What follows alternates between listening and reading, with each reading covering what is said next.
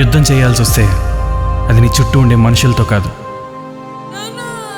వాళ్ళ కష్టాలతో, వాళ్ళు పోరాడే హక్కులతో ఉండాలి. రోకు. మహిళలకు ఉచిత బస్సు ప్రయాణంతో ఉపాధి కోల్పోయిన నరేష్ అనే ఆటో డ్రైవర్ ఉరేసుకుని చనిపోయాడు.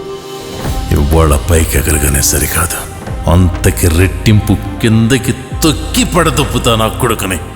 అయినా ఈ ఆటో నీకెందుకు అంత ఇష్టం? ఈ ఆటో మనకి కన్నతల్లి లాంటిదిరా. ఈ నువ్వు చదువుకుంటున్నా, మనం 3 పూట్ల తింటున్నామంటే దానికి ఈ 3 చక్రాల ఆటోయేరా కారణం. దీనమ్మ, నా వల్ల కాదురా ఈ ఆటో నడుపుడు, వదిలి పడదొప్తా.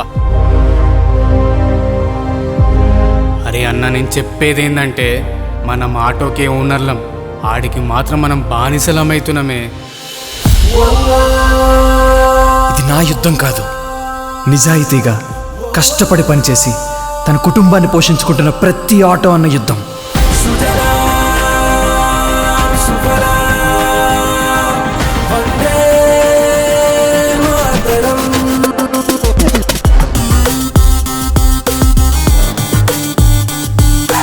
నువ్వు బాగా చదువుకొని మన ఊరికి నాలాంటి ఆటో డ్రైవర్లందరికీ బాగా పనికొచ్చే ఒక మంచి పని చేసి పెట్టరా.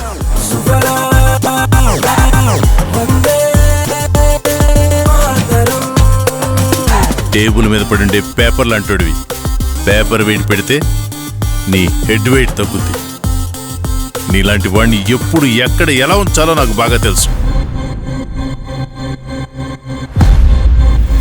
రోకు పేరు గుర్తుపెట్టుకో, బండి తీరా.